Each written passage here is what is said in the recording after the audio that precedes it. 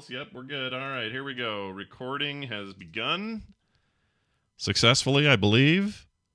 Let's hope so. Yes. Beep, beep, beep. Yep, we're good. All right, here we go. In 3, 2, 1. When you say the word poop, your mouth makes the same motion as your butthole. Oh.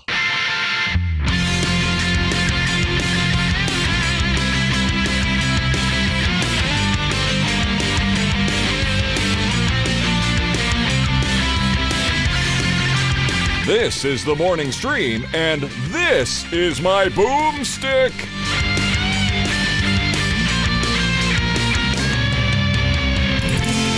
Good morning, and welcome back to TMS. It's the morning stream for Wednesday, September 21st, 2022. I'm Scott Johnson. That's Brian Ibbett. Hi, Brian. Well, hello.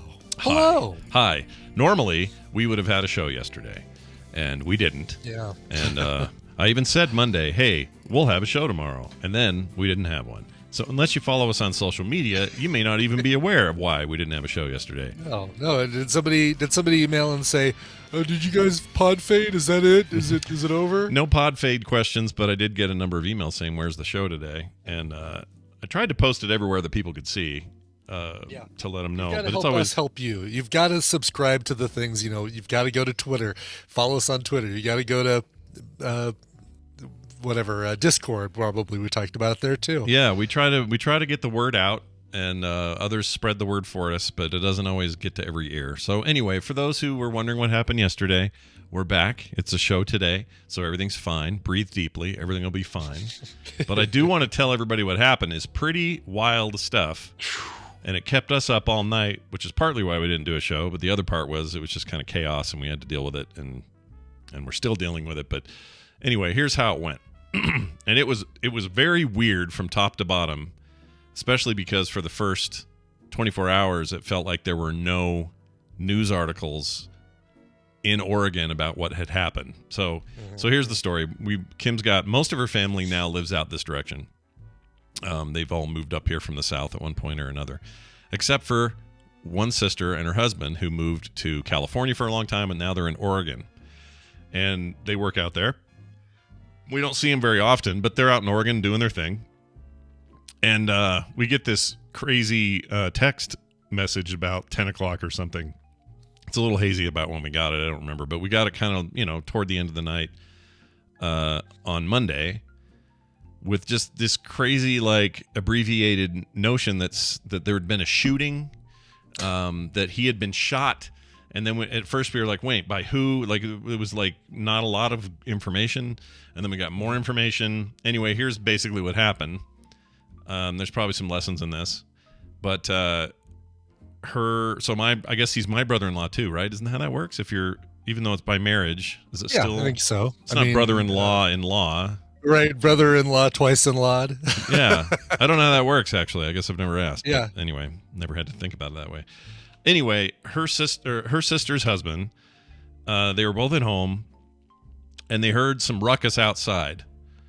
And we're still a little unclear about whether they saw lights, search lights, or any kind of emergency lights or any of that, because those would have also been present based on what we know now. But there was something going on outside, specifically in his backyard. And so he thought, well, what I'll do is I'll go out there with my shotgun, which he legally owns. This seems like a really bad idea, and it is. It's a bad idea. Yeah. Don't do that. Grab your shotgun and sit there and wait things out a little bit and see what's going on. Stay locked in. Or stick your head out the door and kind of look around and see if you can figure out what's going on there first. Yeah, do some peeking through windows, that sort of stuff. You've got options. But for whatever reason, he marched out there with this shotgun in hand. And when he did, he immediately was shot 6 times by a policeman. Just pop, pop, pop, pop, pop. And it turns out it is, for a while there, we thought it was multiple police shooting him, but it was just one. And this explains how it happened. So he got 5 bullets in his leg, one of which went right through his femoral artery. Oof. Yeah, it's real bad. And the 6th bullet entered his abdomen. So what we are thinking is, as the cop pulled the gun out, the shot started as he raised the gun. Oh, sure. He or she, I'm not actually sure, but then went up his leg, and then the last bullet went into his abdomen.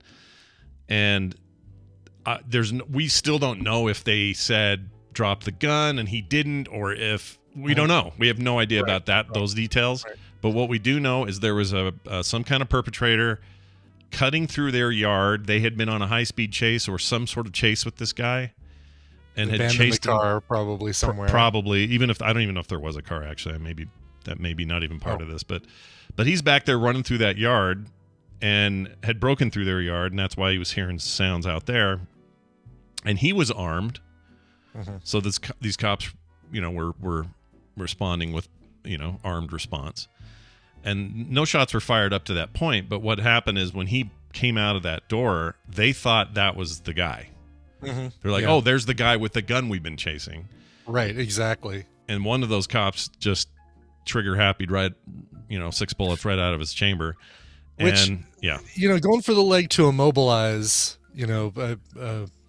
for whatever reason, again, police have to think quickly, act quickly, and try to not use lethal force. So, God, it's a crap situation all around. Yeah. Both sides, you could argue, did what they needed to be doing. He didn't know police were out there. He thought, oh God, somebody's out in my backyard. I need to protect my family.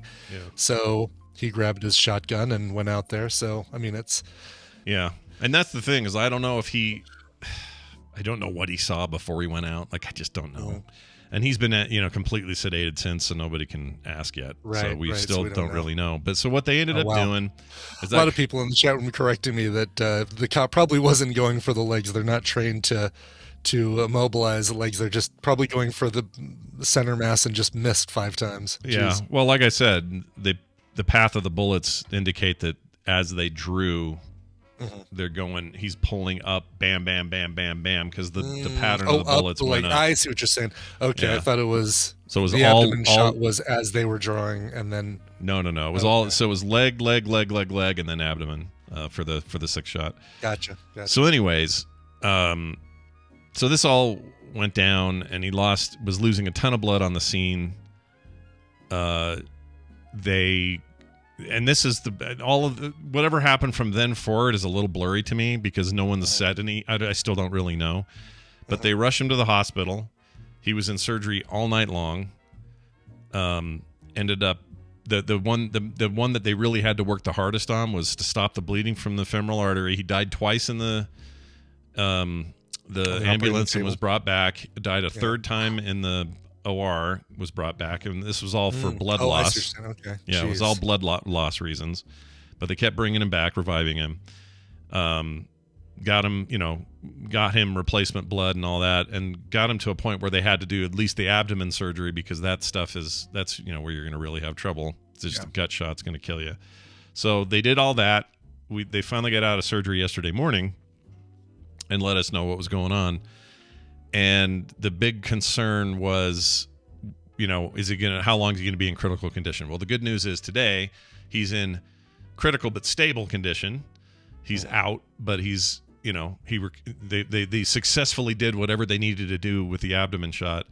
The leg though. So the good news is he's alive, and the prognosis for living is as high as it's been since the shots.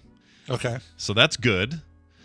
The downside is it is looking likely that tomorrow, Thursday, they're going to have to amputate his leg because there's no way his leg's going to make it. Like, it just shredded it and cut everything to pieces. So he's going to have that happen probably tomorrow unless something massive changes. Something could. I don't know. I don't know how this stuff works. Something could change, I guess. Anyway, from a legal standpoint, the cop who fired all the shots is now on administrative leave. They're doing a full investigation. What's weird is normally you can check local news services wherever things like this happen, and you'll immediately see, oh, here's news of a shooting, and then you can get some details. This didn't show up for like a day. Like, it took forever for that to show up. So we're hearing about this horrific thing, and then we're just not seeing anything about it publicly. Finally did, and even it was a little bit vague. It just basically said, officer involved shooting. The officer in question is on leave while investigating, and that's it. They don't say anything else. They don't even have his name or any of that stuff, or at least they didn't last I checked. So the deal now is he is, I guess, in recovery mode, but then they'll have to probably take the leg tomorrow. And then in terms of the long term of this, who the freak knows? But as a result, it was just chaos. A whole bunch of Kim's family are already loaded up in a van and drove out there because flights were the next available flights were too late. So they drove 10 hours to Oregon. Wow. They're there now. So they're with her. I mean, they're there for her, obviously, to give her support. And then to make things more complicated, there's a major wedding on Kim's side of the family this week, tomorrow. Or no, Friday. But that's probably what, down the other end of the country, down to Louisiana or something? No, that's here, but I don't think they'll be home on time for it. So it's not. No, look, not. let me tell you something. Not a priority. As much I hope my niece has a long life with a beautiful thing. Of course. But people forget about weddings about 2.5 minutes after they're over. No one cares. You don't care. Like, nobody cares. If I could go back, I would have taken that money everyone gave us to have the damn thing, saved it, put it in the bank, and eloped. Because weddings are dumb. They're dumb. But anyway, whatever. That's a whole different thing. Yeah. So it's been chaos. And as a result, yesterday it was just like too much. I texted Brian. I'm like, I don't think we can do a show today. Yeah. Not with all this going on. So anyway, we're gonna see what happens. I don't know. I'll let everybody know. And I've been sort of chronicling it on Twitter. If some of you are like, I've already heard this story. Well, you're hearing it again, I guess. Yeah. But, and if you want to hear more about the story, go to Scott's Twitter and read through. There's more details in there and specifics about. Yeah. And I linked to the article where they did actually finally get it in the news and stuff. But that's so. But it's so. 1 or 2 sentences is all it is. Basically. Yeah, may as well say there's a new Marvel movie coming. Like, it's just nothing. Right. It's a nothing burger of a news article. But anyway, the hope is that he can quickly. The problem is there's a lot of underlying health issues and stuff that he was dealing with already, and he's a bigger guy. He's got some of that going on, and I don't know. It's just worried, a little worried about it. And they're just far. Like, no one else lives that direction. We're all here. And so trying to support them and help them has been tricky. So I don't know. Anyway, that's where it's all at. And that's why we missed the thing yesterday. And the lessons are thus far. Here's my main lesson.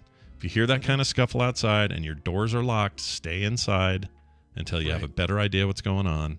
In fact, even call 911. And yes, people can say, needs complete police reform. They shouldn't fire without, I understand. I understand emotions on this whole topic are very high. And they have been for years, decades maybe. I get that. But in the moment, in the climate that they're in, I really wish he would have stayed put. Of course. Yeah. I just wish he would have stayed put. And I'm not trying to blame him like, it's your fault somebody emptied their clip into you. I'm not saying that. No, definitely right. Exactly. No. You know what I mean? No. Anyway. And obviously the body cam footage is going to tell us a lot about what if anything was said, if the cop identified himself, told your brother-in-law to put down his gun, that sort of thing. Yeah. There's a lot of questions that won't get answered until. Actually, that's a great question about whether they even. I don't know if Oregon state law or even local like county stuff requires body cams there. I don't know. Oh, maybe not. Actually, I don't know. Maybe. I mean, I would hope so. I don't know why that's not mandatory everywhere. Mm-hmm. But I know in some areas it's not. But so that's a good point, though. Maybe that stuff will come out and we'll get a better idea. I know it's a magazine, not a clip. Like, that matters. Pants Jackson, like, semantics really matter between magazine and clip. Actually, I think you're great, but that's a weird thing to get hung up on. Yeah. All right. Also, quick warning that has nothing to do with getting shot. Watch out for huge spiders. Okay? Now, you may say, Scott, I already do. I don't like a big spider. And I don't. Most people don't, right? Brian, I don't think, when's the last time you woke up and went, man, I sure hope I see a big hairy spider today? Absolutely 0 times. Zero times. All right. Well, over here, I got a big stack of, you can't really see it, but a big stack of old Nerdtacular stuff I'm going through to do some giveaways. Some things like, I have a couple of old ancient 2014 swag bags I want to give away. And some other stuff. Yeah. And I don't even know why I have them, but I'm just going through old stuff, getting rid of some things, pushing through stuff. And boy, when you haven't touched a box since 2014, things start living in there. Yeah, it's a real condo for certain creatures. And this huge, I don't know what kind of spider, big freaking spider, comes crawling out on top of this print while I'm looking at it. Oh. And I'm so focused on the signatures on it that I don't notice at first that there's a spider on the top coming up over and down. And so I'm just looking low down. I see your signature. It's one of these where we all signed it, you know? Yeah. And then my signature starts moving. And I'm like, Brian's signature is sentient. But no, it was this big brown ass spider. I don't even know what kind it was. Wolf, probably maybe. Wolf spider. Those are the most common, like house spiders where you and I live. That's true. Intermountain West spiders, man. Yeah. So I flick it. I just went blah and freaked out. Oh, really? And that little spider, well, because it just shocked me, right? Spider went flying back into the back of the storage area, back to be a problem again at a future date. What? Exactly. You just snoozed it. All you did is snooze the spider. You're right. I snoozed the spider. It's going to go off again, and I don't know when or how, and I wasn't going to go back there and find him again because it's dark and gross. I just can't do it. So he's back there. And it's just because I freaked out. I had no control. I flicked it. I used this very MagSafe anchor power brick not 2 days ago for a spider that I'm just working. I look over and this black spider is walking towards me. Black, but not spindly like a black widow, but almost like a black wolf spider. Pick this up. Bam. Wham. Problem solved. Nice. We'll wipe it off with a Kleenex. And guess what? It's ready to charge my phone again. Yeah. Carter, hope is not listening because she loves spiders. Sorry, and she's. I'm sorry. No, Carter, we have a deal. I don't kill spiders outside. They don't kill you inside. I leave them alone. Yeah. If they figure out a way to come in, sorry, it's you know. Yeah, it's your domain. It's your big the bundle of eggs or whatever. They broke the rules. We have an agreement, and they broke the agreement. And you know what? I think that's a fair stance. I support your position on this. Yeah. I wish I would have had more presence of mind to murder that spider, but I didn't. Mrs. Crazy Neighbor, I have watched her pick up a spider that's in the house with her hands, not with brushing it onto a magazine with like a napkin or something. She picks it up, like pushes it into her palm of her hand, takes it outside and throws it out. And to that I say, nope. Sorry, not happening. Nope. Not a thing that's going to happen here. Sorry. Carter does the same thing, but with paper or a cup or something. I don't think she's ever done one with her hands. That's hardcore. That's hardcore business. No, it's very hardcore, and it's like I just cannot do that. How can you tell when someone's married to Dave, the crazy neighbor? They pick up spiders with their hands. That's how you know. It's just they've got no nothing left to live for. It's just I'm just gonna, if that's a black widow, oh well. Yeah. No, he doesn't a reminder. Brian doesn't say crazy neighbor. He says crazy neighbors when he says it. Yeah, it's plural. It's both of them. Yeah. They're plural marriage. And it's weird how the bars on their graph go up and down as to who's the crazier neighbor at times. Like it's like wow, okay. Last weekend it was Mrs. Crazy Neighbor that was really topping out, and Mr. Crazy Neighbor was, and Dave was not so crazy. I feel like she took the cake though when she took a spider out with her hand. That feels like yes. Anything Dave does is more just like almost amusing now compared to that. Right. So, yes. Exactly. Nicely done. All right. So that's what's going on. Thank you for your patience. Sorry about yesterday. We really did want to have a show. In fact, I'd gotten everybody lined up. I talked to our two guests the day before, like I always do. And just confirm they're going to be here, and then I had to message him and say, "Hey, remember that thing yesterday?" I said, "Nope, we're not talking today, so goodbye." Anyway, it's too bad because Bill, you and Bill, in the recovery stage of your COVID experience, you could have been COVID buddies yesterday. Could have been commiserating. I think I'd like to hear if he's experiencing COVID brain fog because I definitely am. I was like, all right, well, we're not doing a show yesterday. So I said, great, I'll just catch up on some freelance. I don't know if I just zoned out for 30 minutes, 45 minutes or what. It just feels like all of a sudden I look up and it's 9:30, 9:45 and I'm like, I haven't done anything. It's the common thing, right? The brain fog part. You hear everybody's got the brain fog and the tired for sure. Yeah, Which I think are tied together. I don't feel like those two things are all that separate. It feels like brain fog and fatigue. It's brain fatigue and body fatigue, there you right? go. Is that the deal? Yeah. Body fog, brain fatigue. There you go. Well, next time we have Bobby on, I think we need to talk about that too. Yeah, it wouldn't hurt. All right. Although, he's in the circle still. I'm out of the contest, Jerry, but he's still in the circle there with you. So. Oh, that's true. We need a strategy, Bobby. Get your hunker down. We need to. What do they call that? We need to camp, like in a first-person shooter. I'm not glass half fulling this or silver lining this or anything, Scott.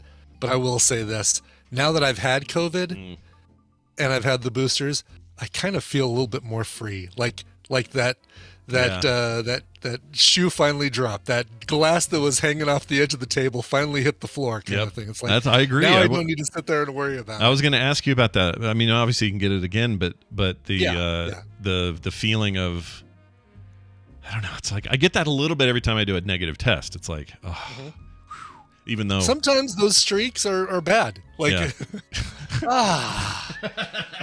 now I don't have to worry about it for a little while. Like at least this variant. Anyway. The next time I barf, even though it'll break this 15, 16-year streak, it'll be kind of a relief, right? Right, exactly, because you won't have this stress of having to maintain your no barf streak. That's right. It's true. Well, I never want to maintain a no Dunaway streak, so let's have one of those broken right now. Let's not never do that. Yeah, never do that. It's always dangerous. Welcome to the program, Mr. Brian Dunaway, who's here for Babble Royale. Hi, Brian.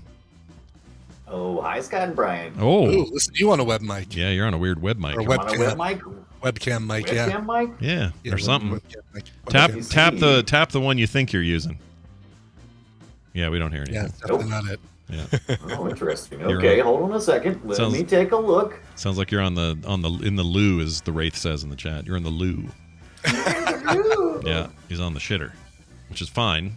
We don't mind. Sure. I mean, and you sound fine if you can't get it to the right mic. Does it sound like this?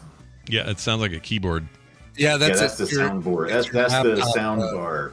Oh yeah. It's the sound bar. Okay, interesting. Oh, He's interesting. in the shitter. Sound bar. I've got a sound bar. Oh, maybe it's this one. This one. Oh, that's it. Yeah, that's the one. Yeah, that's my snowball mic. Oh. But this should be the right mic. There you go. Now you sound beautiful. Now you sound great. The shitter. All right. Well, it's good to have you back. Hey, Dunaway, welcome. Anybody at home want to play this game? You got to call us. That number is 801-471-0462. That's how you play. You are participating directly with us today, and we already have a call. Let's find out who this is. Good morning. Who's this?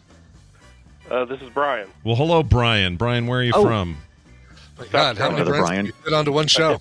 Brian. Oh my gosh, 3 Brians? That didn't even click until you said that. That's crazy. How are we going to keep track of this? This is insanity. Well, Brian, it's good to have you here. We're glad you called, and we're going to play a game. Brian Ibbett over here, the one of these 3 Brians is going to explain the rules and what you could win today if you do win. Brian, take it away. That's right, it's time to play the Tadpool Feud! I've surveyed the Tadpool on some nerdy topics. Scott and Brian are going to have to predict the answers that they gave us, and it's their job to see how many of those answers they can guess. Brian, that's not Dunaway or me. Your job is more important than ever because you're going to be working with either Scott or Brian, and if your team wins, you'll get a prize package that includes, boy, I hope you like trains, Railroad Tycoon 2 Platinum, and Sid Meier's Railroads! Because it's got an exclamation point. One of the greatest games ever made, that game right there. It's Exactly. old. Both of those thanks to Joshua Stacy. And again, I hope you like trains if you win. Yeah, what if his mom had it going on, Joshua Stacy's mom? Anyway, that's a reference that only a few music fans will get. Anyway, Brian, I continue. think a lot of people will get that. Okay, good. Let's give you guys your topic so we can get this show on the road. We have 793 Tadpoolers. 24 of them said, I don't know. Give their best answer to this. Put your hands on your buzzers. What is your favorite catchphrase from a Simpsons character? Scott. Doe from Homer. All right. Show me dough. Number 1. Number 1. 250, like a solid third of the people who answered chose dough, which no answers can beat it. So caller Brian, you're going to be working with Scott. Non-caller Brian, you're going to be working alone. Yep. No. Oh, it's okay though. You'll be fine. You'll be okay. All right. I can't even say it's Brian with a Y. No, Brian it's all eyes, right? No. Oh my gosh. All dude. eyes. Where are you calling see. from, Brian? Columbia, South Carolina. Oh, very nice. Columbia, South Oh, Carolina. what? You're like right across the road. There's too many Bryans in South You're Carolina. kidding. I can't even say South Carolina, Brian. Dang Yeah, it. Dang it. That's insane. All right. Well, this is a weird. Middle of the state, Brian. Yeah, middle state, Brian. Midland, Brian. Yeah, Midland. There you go. I like that. Sounds more Midland, fantasy there you go. story. Yeah, I like All it. right. Let's get to it here. What do you, Capital Brian? Brian. Brian in Columbia. Do you have a one that pops out for you? A Simpsons line that you like? I caramba. I carumba's pretty good. Yes. Let's get a little Bart on here. How'd we do with I carumba? Ay caramba. Yeah, all right. Show me ay caramba. Number 8. Good points, though. Some good points right there. Yeah, I like those points. All right, I'm gonna go with don't have a cow, man. Oh, no, you're going way back. Yes. Yeah, early Bart business. All right. Yeah, it's that is early Bart, right? You don't see him saying that too much lately these days. It's usually all right, show me. first 3 Don't have a seasons. cow, man. Was that your Bart? It's my Pee-wee Simpson doing his impersonation of Bart. Yeah. Doing his impersonation of Bart Herman. That's good. Bart Herman paging Mr. Herman. All right, we'll go back to Midland Brian. Do you have another one? I always like Stupid Flanders. Oh, stupid Flanders. Stupid Flanders. Oh, I love it. Yeah, I love it because it's basically it's the Nandor version of effing guy. It's kind of like that. It really is. Yeah, It's funny. All right, show me Stupid Flanders. Oh no, really? Number 20 on the list. So it's on the list, but just not where you'd want it to be. should have been higher. All right, Right. What do you say there, Dunaway? What do you got? I say it's my turn, and I find that excellent. Yes. Excellent. All right. Excellent. Show me Mr. Burns. Excellent. Number 4. Very good. Pretty good. Interesting. Not Not too bad. shabby. Not too shabby. Let's see. We got the dough. We got the excellent. We got the ay caramba. We got Yeah. don't have a cow man. Mhm. And how about anything? What'd you do? Mostly donuts. Oh, Oh, it's funny how Donuts. the Discord thinks beer. it's music all of a sudden. yeah. Somebody goes, Discord cut you out. It did it Oh really? twice. Oh, Yeah. that's hilarious. Oh, I was doing the M's. Okay. Yeah, the yeah. M's. Homer does the M's, Yeah. and then Homer he does says the- he enjoys something like donuts or or beer. bacon. Or bacon or whatever. Yeah. or whatever he's Bacon. All right. Show me donuts. Oh, That's indeed what it was. A couple people did say beer, but I just compiled them all into donuts. Yeah, yes, good idea. all right. You're on That's a bit of a good run idea. here, dude. That's 6. Got a game going on. 10 to 19. Well, I've watched a few. I've watched a few Simpsons. I'm probably one of the few of my friends who continue to watch the Simpsons No, because they you at and- least have you one and or I two both. episodes good every year. I'm dude. And I that's think about it. they're great right now. I don't know what people's problem is. I know what people's problem is. They were Right. kids and now they're not kids and they don't know what to think of it. I'm telling you, if you started when you were 18 and you're in your 50s now, that show still holds up. It's still funny. It's had its does. dips for sure, but there's nothing wrong with new episodes of The Simpsons, and I Um, stand by it. At D23, one of the panels we got into was a round table of Simpsons writers and artists, and it was headlined or moderated by Yardley Smith. So we had Lisa, talking to all of the writers and animators and stuff, and there were a few planted in the crowd to ask questions. And one of the writers wasn't Sam Simon or one of those I was hoping for, but was sitting right in front of me. Oh, So it was like, cool. ah, That's super cool. cool. Should have had him sign your wiener or something. That would have been great. Yeah. That's what do you do at D23? Yeah. You know what? They have a rule at D23 that people can't sign or celebrities can't sign anything that wasn't purchased can't at show? D23. Oh, So- you got to buy it there. You have to buy something there to have them sign. It's a Lame. it's a a bunch lame of- rule, but it's That yeah. is That the is a most lame That is the rule. most capitalist bullshit thing I've that ever is the heard. most Bob Chapek thing I've ever heard, and there's a lot Yeah. of Bob Chapek things. Yeah, that's lame. Right. I don't like it. All right. Worst rule ever. No, it's a good one. It's a good one. Worst rule ever. Good old comic book guy. All right, show me worst or anything ever. Oh, nice. Yeah, worst blink ever. Number 5 on the list. Oh, I don't like how close you're getting here. It's bugging me. All right, keep going. Right. Oh, you're losing, Scott. And I only got to say one thing about that. Ha ha. Nelson Muntz. Yes. All right. Show me. Boy, people had so many different ways of typing this in. Show me. Ha ha. Man, that's 1 point away. H-A-W. This was the largest car I could afford. Should I therefore be made fun of? Oh, man. That's one of my favorite episodes. I love that one. Can I ask a question real quick before he answers the next one? Sure. Do any of these categorize themselves as like one-offs? Or are these all repeatable? I guess you can't tell us that. I can't tell you that. Yeah. Never mind. Go ahead. I mean, to be a catchphrase, it has to be repeatable, right? Like no one's catchphrase is it was in the glass the whole time, because she only says that once. No, I guess she does say that.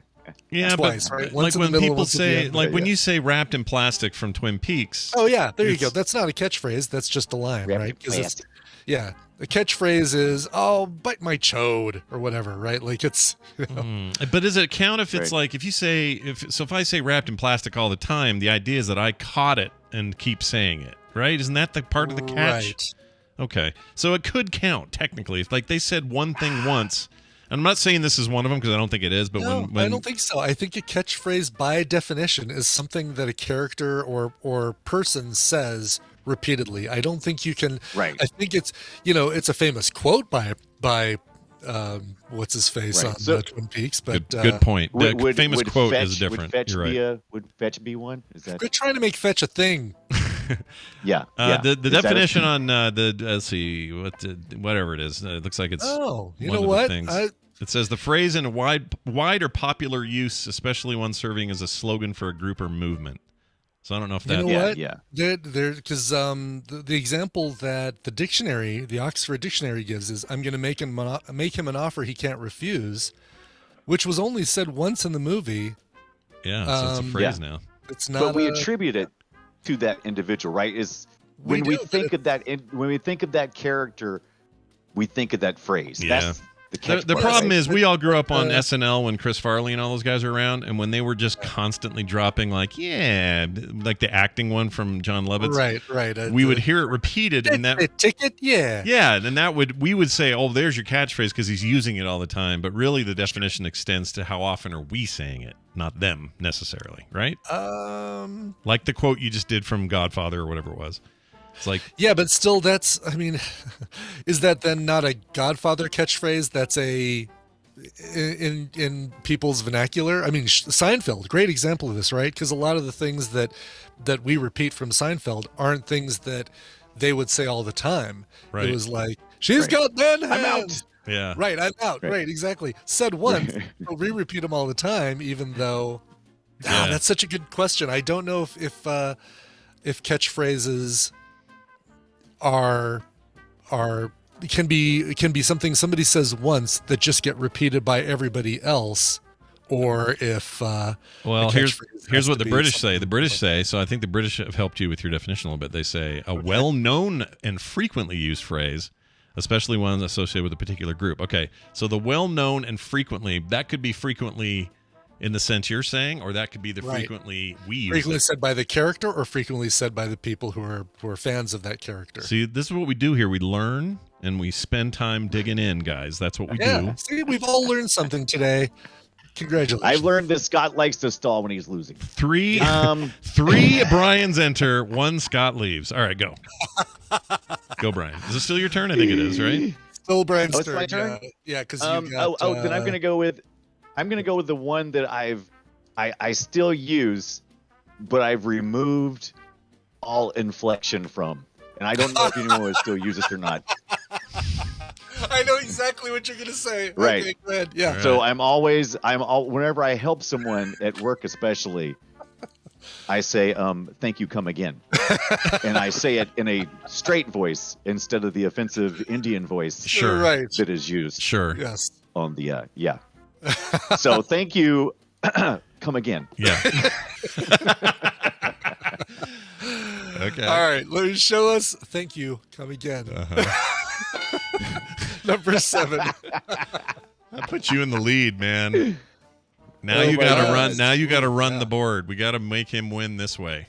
Yeah, there are only 2 left on the board. You guys still have 5 strikes. We could run this guesses. thing. Totally could. Yeah. How about you're not how got about- number 2 yet, though? Wow. Yeah, I so- don't know. I'm thinking. I know my favorite one. Actually, there's 2 favorite ones, but I don't think anybody else would like it. But I'm gonna go Skinner. I'm gonna do the Oh, I Skinner. love Super Nintendo Chalmers. He's one of my favorite Yeah, characters Super ever. Nintendo Chalmers is awesome. Skinner. Yes. Yeah. All he's right. So good. Show me Skinner. Oh, No. I was rooting for you, dude, on that one. Was that on the Yeah. list at all, Brian? Skinner, I don't think. It's Let's too see. bad. Wow. Yeah, Yeah, that I sucks. don't remember seeing any when I was sorting and adding these up. All right. No. Brian, how do Wow. you... Oh, I take that back. Nope. 2 people said it, so it's Okay, number good. 33. Thank God. Yeah. It feels like justification. That's good. So Brian, visiting Brian, how do you feel about Eat My Shorts? How do you feel about that? Oh, that's a classic. I was thinking That's that a one good as well. Okay, let's go Eat My Shorts Yeah. because All right. I bet that's number 2. This if could I be had my to guess. shorts then. Let's do it. Here's another Pee Wee You know, Herman that's not version. offensive. You can say it like Simpson, like Bart wants. If you Oh want. yeah, it's fine. Eat my, shorts, man. That was wow, Eat my shorts, Francis. wow. Francis. It I'm is not number even gonna 2. try anymore. Good job. Nice. Listen, Nancy Cartwright can do it. I can't do it. Number 2 on the board is Eat My Shorts. Eat my shorts. I follow her on Twitter. Won't you just eat my shorts? All she I does know on you are, not what am I? Twitter. I follow her on TikTok, and all she does is Bart voices. It's weird. It's very weird. Oh, really? Yeah, which I think is kind of her career, so I guess it's fine. But Why isn't she doing that on Cameo for $50 a pop? she might be. I don't know. Well, maybe. Yeah. Somebody asked me to do Cameo the other day. They said, "Why Yeah. aren't you on Cameo? Oh, nice. You guys should be on there." And I'm like, "Well, because it feels weird. It's a weird thing. It's like saying, why am I not on Onlyfans?" And I know it's not the same. I know it's not. I know Cameo's not a bunch of naked people, but it's the same. it just it's feels the same. weird. Is it the same? I It's think not only the reason I'm same. not on Cameo is that I just haven't gotten around to it yet. You know, if people want me to do a horrible Bart Simpson impersonation, wishing them a happy birthday, I'll totally do it. All right. Totally do it. I'm Do you signing have up for to- Cameo they don't today. want you to do Brian, we boyfriend, should they sign want up. you to do impressions of something else. What's I that? like that idea. They don't want you to do the Brian Ibbett thing. They want you to do an impression of something that you I don't would think do. so. Yeah, I mean, if they said, "Hey, just wish my friend a happy birthday," Right. $10, whatever, I would totally do it. Right. And I totally, Yeah, you'd say pick a voice, any voice. Ibbett's Right. brilliant at doing You know impressions. who Right. who kills it at Cameo, I've heard, is Debbie Gibson of all people. Really? She will. Wow. Yeah. You pay her to wish somebody a happy birthday, and she goes over to her big grand piano and she performs a song for them. For Wow. $10. Would she be offended if you asked her to do a Bart Simpson? Only instead? in her dreams, she would. You know what? I will. For $10, I'm going to see if Debbie Gibson can do a Bart Simpson. Bart, eat my Brian, shorts. she can only do it at the mall in the food court. Okay, that's the only place. That's right. Exactly. That's all you're gonna get. All right, ask your parents. Where were we? Oh, it's our turn still. Brian, visiting Brian. Do you have any hopping One out? one answer left on the board. If you guys get We this, can do it. then Brian wins the prizes, but I not feel you, good Brian about this. Dunaway. No. I'm torn between 2 Flanders quotes. All right. Yes. Oh, I am too, and I know one of Those are them. good. Yeah, And Hi Diddly Ho. I feel like Oakley Dokley Yeah. is your better bet, but Hi Diddly Ho's not bad. I vote. Yeah. I vote for your first one. Let's do that Neighborino. one. Let's do that one. All Heidi right. ho, neighbor, So no. you go with What is it? Heidi Hi ho. Diddly No Ho, Neighborino. Neighborino? Oh. No Neighborino. Oh, No, wait, I Which can't one are you think. going with? I can't think of it. Say it again. Oakley Dokley, right? Oakley Dokley. That's Oakley it. Dokley. Because I use All right, that with okay. my family. Yeah. Oakley Dokley's a good Show, one. I like it. show me Oakley Dokley. Oh, come I on!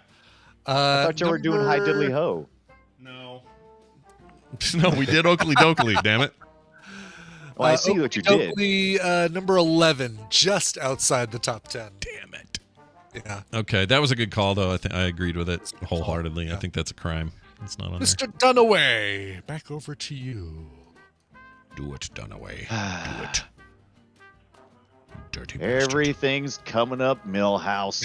I love that one. All right. Okay. Even though I don't think any of these people will do it, but it's one of my favorites to say whenever something goes well. Yeah. Sure. All right. Show me everything's coming up, Millhouse. No, I really want Brian to win. Number that a lot of people did say that. Where is it? Number 13 on the list. Well, if they didn't do Oakley Dokley, I don't think they did Hidely Ho or whatever. And does Barney's burp count? Oh, I don't. That one's been burning a that's a hole good in me one. for a bit here. I mean, yeah. A couple of ones I was going to go with was like Release the Hounds or,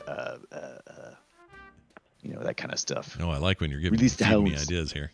You know what? Release the Well, I Hounds mean, isn't bad. we got 2 strikes left and only 1 answer. I'm pulling from my friend Brian here. You know so. what? Me too. Release Let's the do. Hounds. Yeah, let's do Release the Hounds. That's a good one. Release the Hounds. Release the hounds. All right. Show me Release the hounds.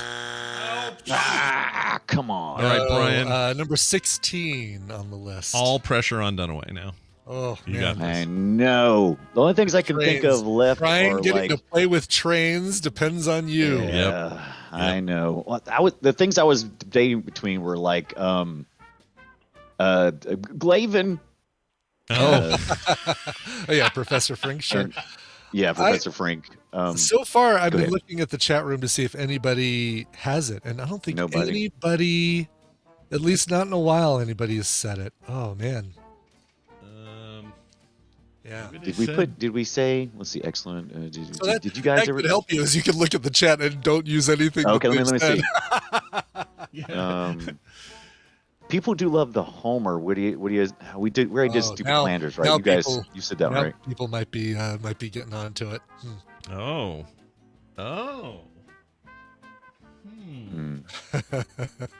Well, I can't tell by looking at that. I still don't know. Yeah, and 3 people right in a row who No pressure, Dunaway. None. No Yeah, pressure no at pressure. all. I know. I don't see any 3 at all. Yeah, you're good. Oh my gosh, yeah, now a lot of people are saying it now. Oh man. Oh, I All see right, it all over the place. Yeah, maybe look at the chat. Pay attention to what chat's saying because I think they're onto something. It's on Hi, my old... everybody. Is that like Dr. Nick? Hi, everybody. Hello, Hi, everybody. everybody. Yeah. It's my old pal Ned. There it is. Nice. There it is. We ran the board. Oh my god. Sometimes I just need to give a little bit of a nudge to The make chat sure it room. happens. Yeah, Dr. Nick Riviera. Give us the others that When we you get didn't that close, it's a shame not to finish across the. Absolutely. finish Number line. 12, Cowabunga. Not something he's said in a while, but Oh, another part since. Not in a long time. Yeah. Yeah. Hi Diddly Ho, number 14. I'm in Danger, which I think is a Ralphie. Oh, Is yeah. that Ralph says, Wicked? I'm in danger. Yeah. Yeah. I'm in danger. Yeah. Yeah. Lisa's only quote, I think, on this: "If anyone wants me, I'll be in my room." That's good. Again, a one-off, but it counts. You're good. Dental plan. Lisa needs braces. Dental Oh plan. god. Lisa needs braces. Yes.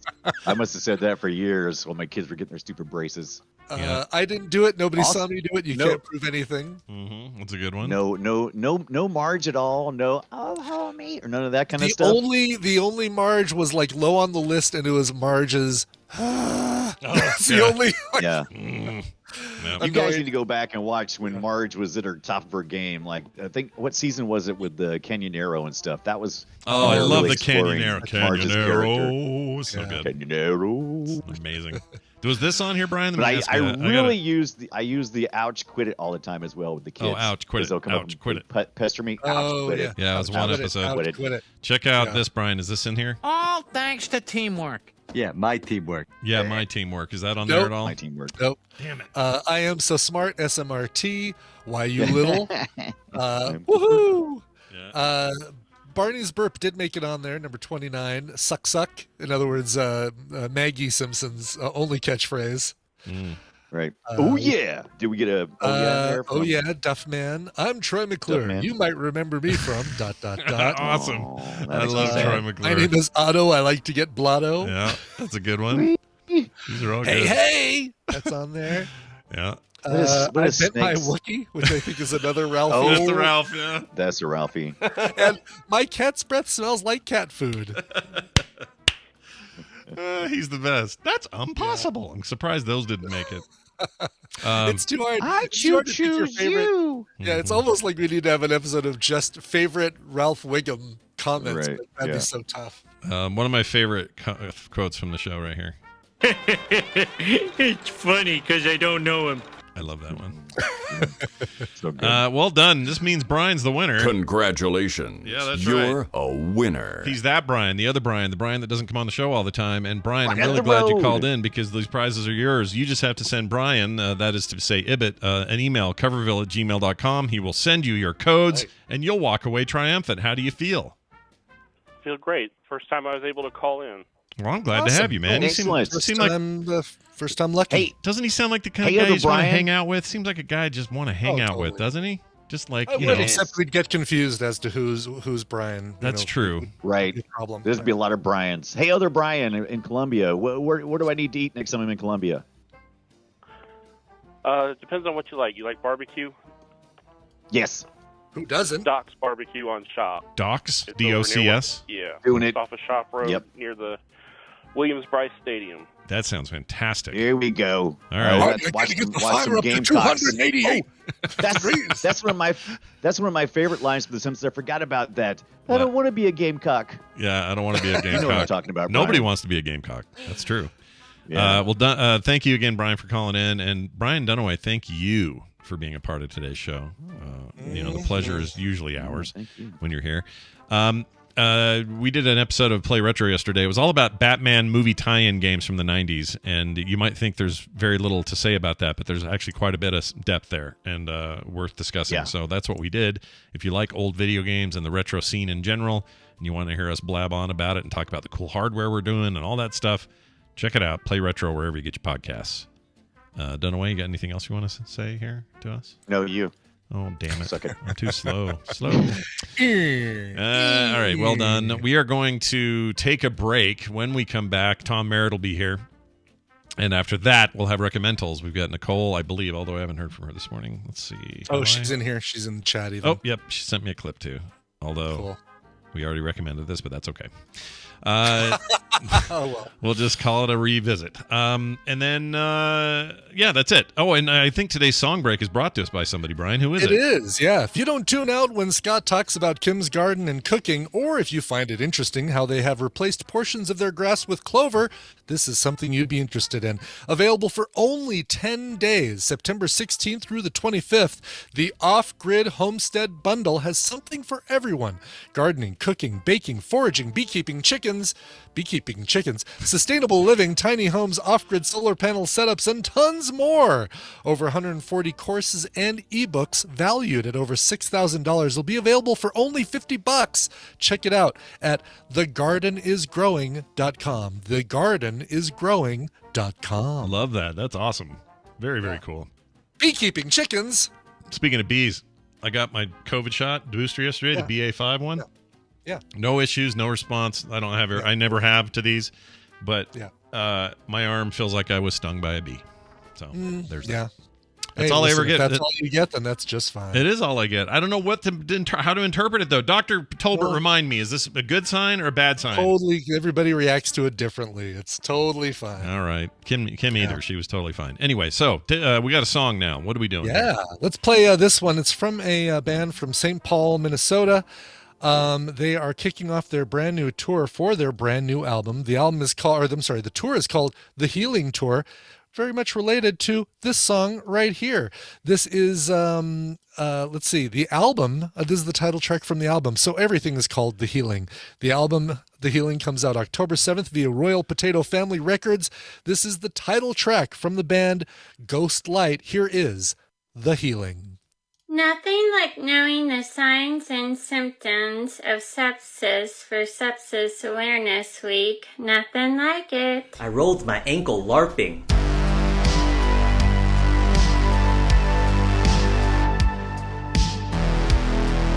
The morning stream. Man, give me $50.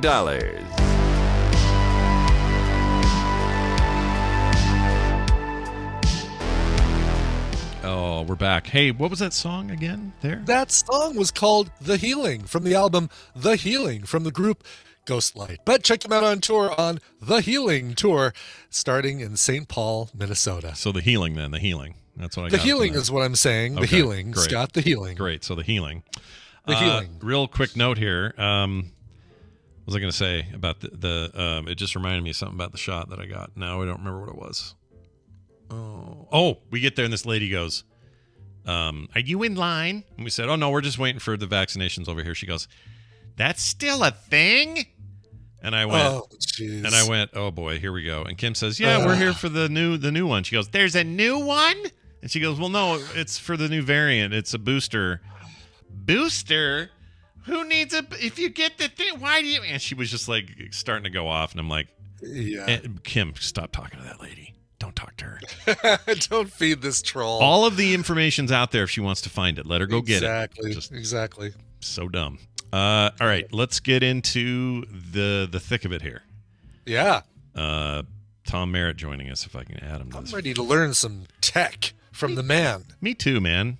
You know, you guys screwed with me last week. I'll explain in a second when Tom joins us, but you and Tom are responsible for something that happened, and I'll explain what you did. But first I have to play this. With the computer, as with any tool, the concept and direction must come from the man. So the man is Tom Merritt, and before we get to the meat of this, I wanted to let Tom Merritt and Brian Ibbett know it's their fault, because last week we had this discussion. It was in the wake of the shadow of the Apple announcement.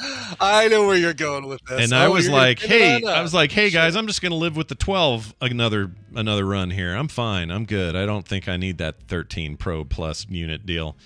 And then you guys, Tom in particular, I think, were extolling some of the virtues of the higher end model, the stupid little island thing, the better camera, all this stuff. And I'm like, well, I am 2 years. And then while we were finishing up the segment, I went and freaking bought it. So thanks a lot, guys. You got me. Well done. Apple owes you when is yours due to arrive, Scott? October, who knows what. Some October date. Mine is October, who knows what, too. Yeah. Tom, you probably were. Maybe I shouldn't talk about the one. Look at you. It is. It's in an OtterBox case, but you can sort of see the purple up there at the top. Does that OtterBox case still work with the MagSafe? Yeah, this one does. Mm-hmm. Yeah. Okay, cool. I got an OtterBox case that has a gradient, so it's black on the bottom and then clear on the top. Yeah. Now, does it feel like a small television in your hands if you hold it? It does. Okay. It does. Right. Compared to my old one here. Let me.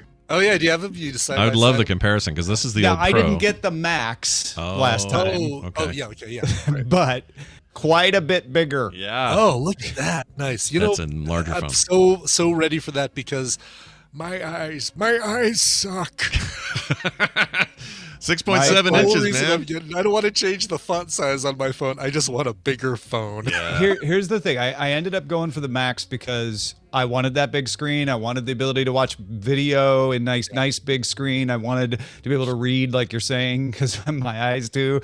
And so I got all that, and I'm very happy with that. It is heavier and harder to hold. Now, when I say that, don't be like, oh, it's not that heavy, Tom. No, I'm not saying it's heavy. It's not like I can't lift it. But, compared to a smaller phone, dropping it in a pocket, holding it for a long time, it is a little bit harder to manage in that way. I still think I like the trade-off, though. Mm-hmm. I still think that it is worth it because when I have gone back to the old one, to pull something off of it or check something or whatever, like right that first day when I was moving things back and forth, I would get to the old one and it would feel small. It would feel cramped. Yeah. So even though it's maybe a little bit harder on my wrists, it's not that much. And I think the trade-off is worth it. The dynamic island is unremarkable. I forget it's there. So there are some people doing some really cool things with their apps, and I wonder if you've run into this. You can tell us, I guess, if you ever haven't. But you'll open their app, and the island remains right, like it should. But they put like a little character up on top dancing on it, like a little guy. Oh yeah, you can do animations in it. So when you're watching music, it'll show like I think they're fake, but as if you're seeing the levels bounce. Waveforms. Yeah. It's, right. Mm-hmm. It's just a generic waveform. It's just a generic animation, but I totally could see that. That's so cool that somebody's like, well, if you could do that, I can have a little guy up there, playing around. There's some. I mean, it's all useless. It's kind of useless, but the idea is fun. Like at least they're having fun with it, I suppose. But interesting. Yeah, but it's your fault, and so thanks for that. It's not a huge deal because I've already got the monthly ding dong. I should do this anyway. Like, why am I not doing it? So I'm doing it. But you were already on the subscription plan, right? So, well, I was, but at the end of it, you have the option to hop off. You can get out. Yeah, right. And so, and you were gonna hop off. And I was gonna hop off for a year, just like, hey, I'll have no payments for that for a year. And then I talked to you guys, and I went, no, I will have a payment. I think it's incredibly smart for them to do the subscription plan, especially like bundling in Apple Care and all that stuff. Eileen has that. I do not. Yeah. Other than not getting Apple Care included, though, I kind of look at it and I'm like, well, I mean, I'm operating as if I am because I'm using my Apple card and doing the monthly payments because that gives you a discount, right? Right. And so I look at it and I'm like, I mean, this is kind of the same thing. I'm just managing it myself. You're just doing, you have more control over it. But there's something to be said for that, too, I think. The feeling of like, I don't want some company telling me what to do. And I'm not saying you're some sort of rebel in that regard, but, Well, especially because I did a trade-in. So I'm going to be sending this one back. Same, yeah. I've got 14 days to send this back, just like I would if I was on the subscription plan. Which means as you're putting it into the box, it'll slip out of your hands, hit the floor, and crack. Yeah. Is what's going to happen. Yep. That's my luck you're talking about, not Tom's. Tom will probably I'm just be going fine. to move this a little farther from the edge. Thank you for that reminder. Nice. Yeah. Well, obviously that's a thing, but also there's new stuff brewing today for the Daily Tech News Show. What are you seeing out there? I honestly, I asked the folk in the chat if they would rather hear me talk about the new iPhone, what I'm thinking of it, or another story, and they basically all wanted to hear more about the iPhone. Oh wow! Cool. All right, sure, why not? So there will be a story. I'm almost can guarantee this will be in Daily Tech News Show about Getty Images restricting AI generated art, basically banning it, saying we are not going to allow you to upload and sell AI generated content in our marketplace. And they're not the first marketplace to do that. Shutterstock has not done it. They are like doing a limitation on AI generated art, but they're not stopping it from being sold.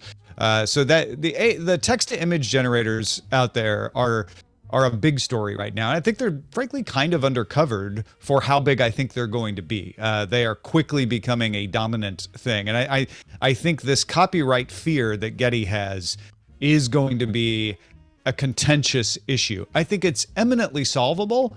And it would be easily solvable with legislation, but it may get solved without it. But that's one of the things we'll talk about on the show. And Scott, with you being on today, that's going to be excellent to hear your perspective as an artist on that. Yeah, I'm very curious about it. Obviously, I follow this stuff pretty closely, and some of it is part of the reason I follow it closely and like to hear what's going on is part of it is to assuage my fears about what this does to artists. Because I have concerns about what it could do, not to me so much, but to people who make a living doing, let's say, concept art for a film like Star Wars. What is to stop Disney Star Wars from saying, you know what, for our next movie, we're just going to tell a computer what we're looking for, and they can kind of do it. Like, we're just doing concept art, and it does do a pretty good job of rendering out, hey, here's a spaceport with a bunch of stuff, and you can be very verbose with it and have it deliver those results. That's just concerning as somebody who wants to see that stuff thrive. But at the same time, I think paying attention to it has helped me be less so that way, because you start to get into the minutia of it and you realize, oh, well, there are some downsides to it. And right now there's no actually clear answer to some of these downsides. And so when it comes down to it, yes, there's some automation there that will replace some things, but then there's some stuff that never will. And then there's some combinations that are interesting. We're seeing some artists who are generating a bunch of stuff with AI, and then they go in and augment, change, and create from that, and are doing some crazy cool looking work, which is almost like an art form in itself. So I'm trying to be open-minded about it, is what I'm saying. and following it has helped me do that. So yeah, I would challenge anybody out there who thinks or worries that anybody can just go to a text-to-image generator and replace an artist. Go try. And I'm not being saucy when I say that. Like, go try to do something. Like, try to replace Scott's art. Right? Go for it. It's way harder than you think to get those things to output what you want.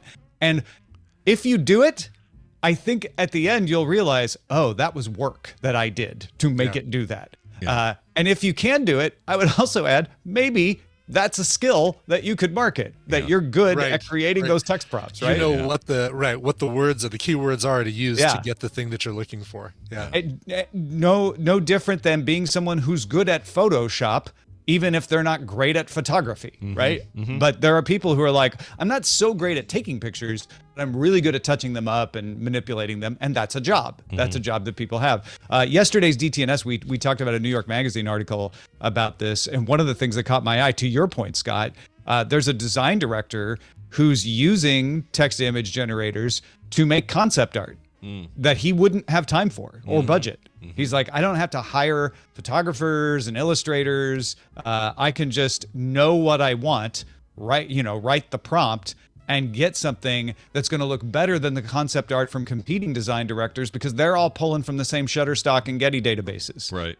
And so I stand out because I have something custom that I wouldn't be able to afford to have custom in other cases.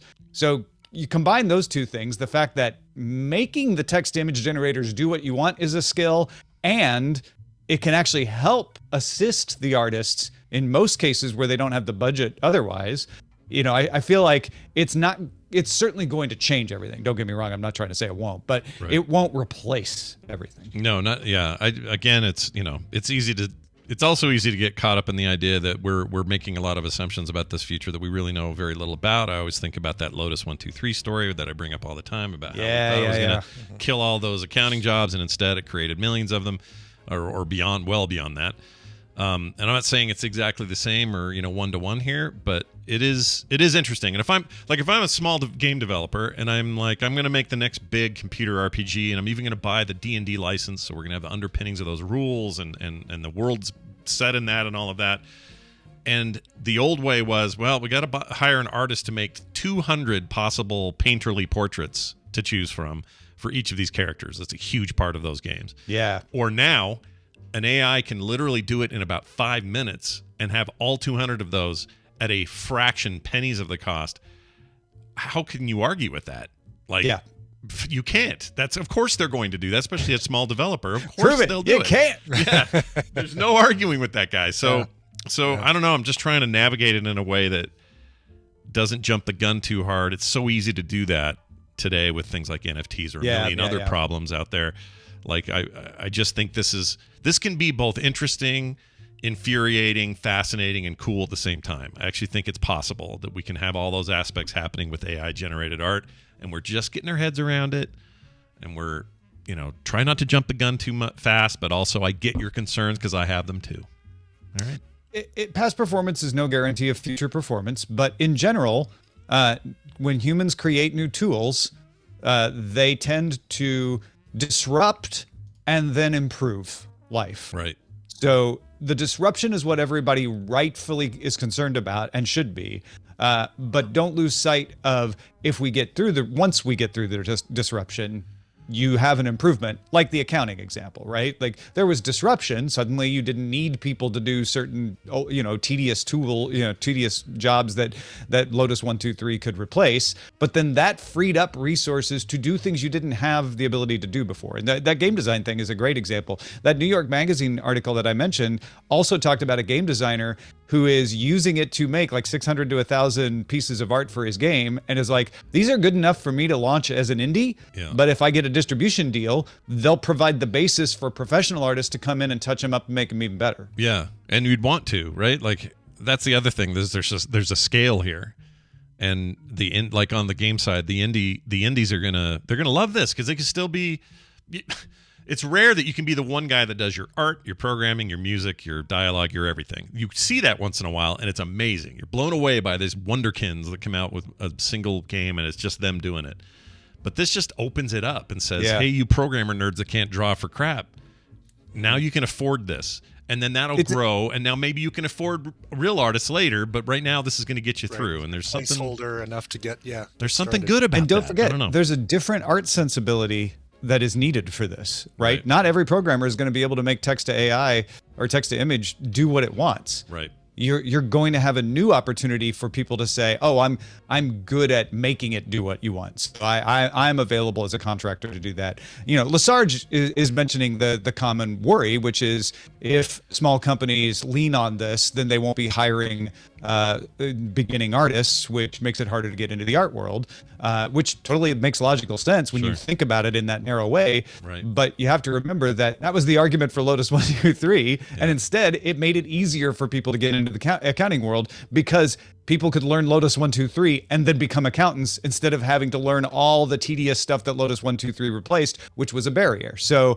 it may limit the current crop of what people do to become an artist, but it may open up new, wider avenues for people to become an artist in a different way. Yep. Once again, the unknown is unknown. And the parts we know, well, we're doing the best we can. And we'll do that today on the Daily Tech News Show. We'll talk about this and other stuff that has come up in the tech world on a Wednesday. Tom Merritt, I know that's going on, but you always have something cool happening on the side. What's going on there? Yeah. If people haven't checked out A Word with Tom Merritt, that's a new show that I'm doing. I'm having so much fun with it. We have got some great episodes in the hopper. We did one recently with Brian Brushwood where he I can't thank him enough for just opening up and talking about his worries and his fears and what keeps him up at night and what no longer keeps him up at night and what. And the word was ambition. That we were talking about. We just had Mallory O'Mara on talking about research because she's a historian. So, you know, the do your research kind of stuff. We had a great conversation of like, hey, I'm a historian. This is what research actually means. And I'm not always able to do it for every single thing. So really, really cool. We've got some upcoming ones on transparency. Howard Mortman from C-SPAN is going to be on talking about that. We've got Josh Grisdale, who is someone who moved to Japan and became a citizen, talking about the word immigrant. Andrea Jones-Roy is going to come on and talk about identity. You may have heard her on Andrew Heaton's podcast. So if those sound interesting, if you want to hear those interesting conversations, go check out awordpodcast.com. Fantastic. Please do, everybody. It's Tom Merritt. He's Ace Detect on Twitter, so follow him there. We'll see you next time. Have a great week. Bye, See you, Tom. Bye now. Hey, aren't you? You're on there, right? I was, yes, with the word podcast of all things. Of all things to pick with me, the word podcast. That's awesome. If he ever has me on, my word will be boner. Good. That's a good place to start, I think. Yeah, gonna get cranking with that yes. that boner. All right. I mean, we obviously that word was a launching point. We didn't stay on just podcasts, but God, it was so much fun. I can't wait to hear. I know you'll be on soon. And At some point, I'm sure I will be, but I'm fine waiting my time. It's not a problem.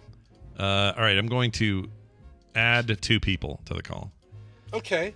So that we can properly. Wow, I know 2 people. We're doubling the show, is what we're doing. The show is right being doubled right now, just like it was earlier with our guest Brian and Brian. Oh, that's right. And now our Brian's were tripled earlier. I play this.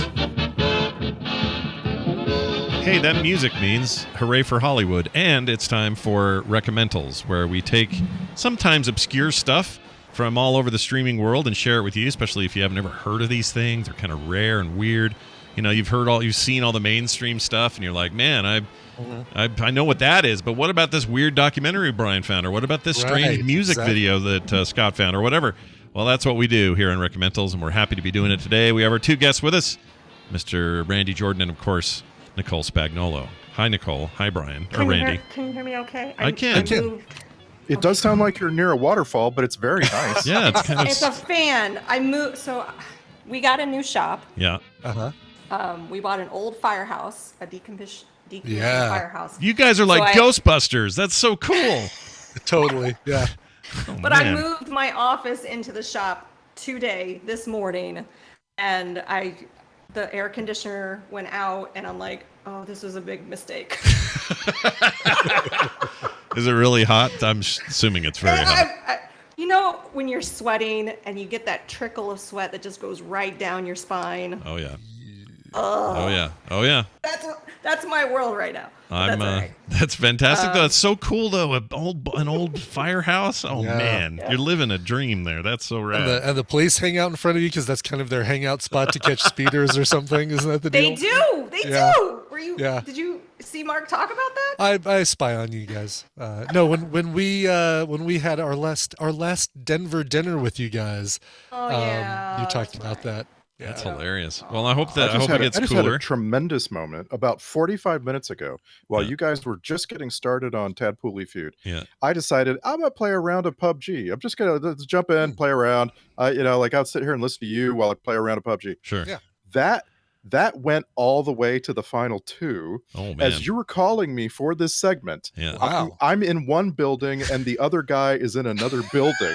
So it's a still tiny going little on. circle around us. Yeah. And I just hit exit to desktop and I thought, oh man, how cool is it for that guy? He just got winner chicken dinner and he didn't have to do anything. No, he probably wondered what the frick happened. A Right. war of attrition kind of moment or something for him. That's unfortunate. Well, it's good to have you both here. We're going to talk about streaming stuff, and this week we're going to do Brian first, and then the order is who crazy. knows. We'll get to it. But Brian, why don't you tell me what we got here with this clip? I will. This is kind of the setup for a television show. This is a series, a 2-season series that is on Amazon Prime, and you might recognize one of the voices in this clip. Oh, all right. Here you go. You each have over 100 hours to serve. You have been tasked with restoring this into a community centre for the local community. You will work 4 hours each visit. Only when I am happy with the work you have done will I log those 4 hours. Take another one. During cleanup duty, if you find a deceased animal over 10 kilos, do not touch it. That is the council's business. Anything under 10 kilos, vermin, cats, a small dog, that is yours. Can we keep it? No, you may not. Now, you may be wondering about feces. You read my mind. If you find human feces, do not touch it. You may handle other species' feces. Can we keep it? No, you may not. I don't have any idea. This sounds great. That was Christopher Walken you were hearing right there, by the way. This is a TV series called The Outlaws. This is a two-season series started in 2021. Created by Elgin James and Stephen Merchant. You don't hear Stephen Merchant in that clip, but he's definitely one of the 7 strangers, it sounds like the real world, that were pulled from different walks of life and forced to work together because of their crimes to complete a community service project, which is fixing up this community center. And you might think, oh, well, that sounds like a funny premise already. And just that alone would be funny.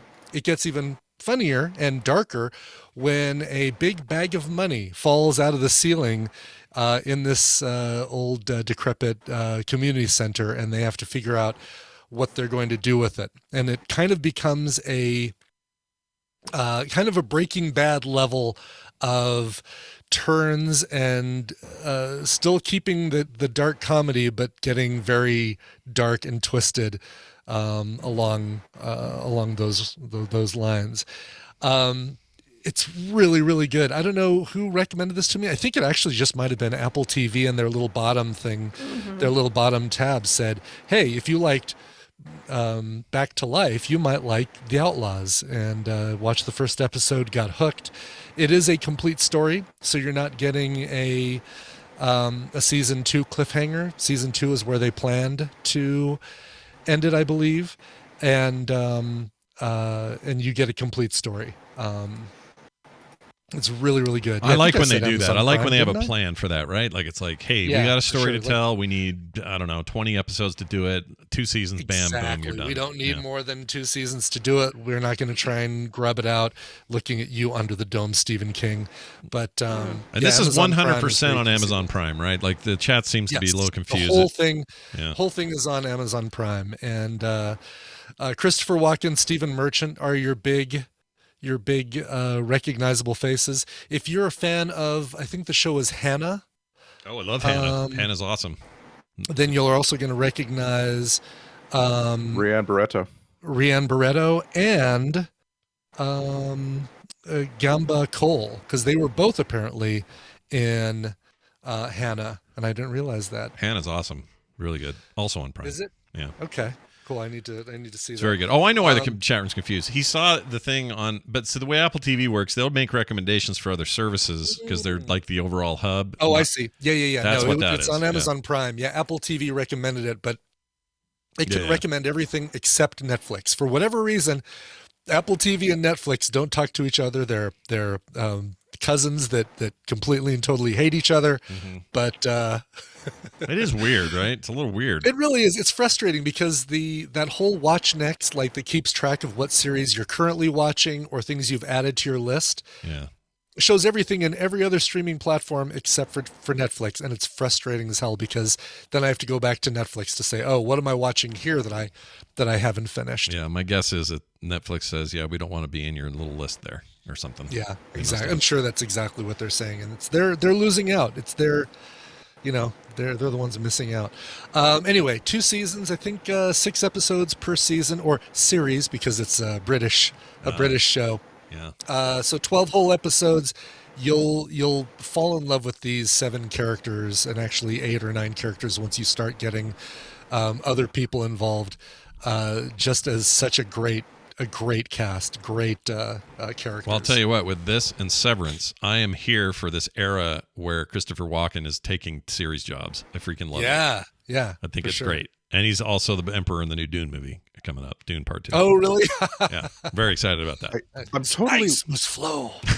I'm totally with you, Scott, but like I'm not saying I've gotten enough Christopher Walken, but I want all of his generation to be doing this. I don't just want Christopher Walken and John Turturro in every sort of like mid-70s older man role. You know what I mean? Yeah, like, it'd be cool to see more. I agree. Potential. I agree. Yeah. It seems just kind of odd. Like I didn't think I'd ever see him doing this, and yet here he is. Yeah. And like I thought Severance was better for it. Severance was so good. I know, right? Oh, I cannot wait for season 2.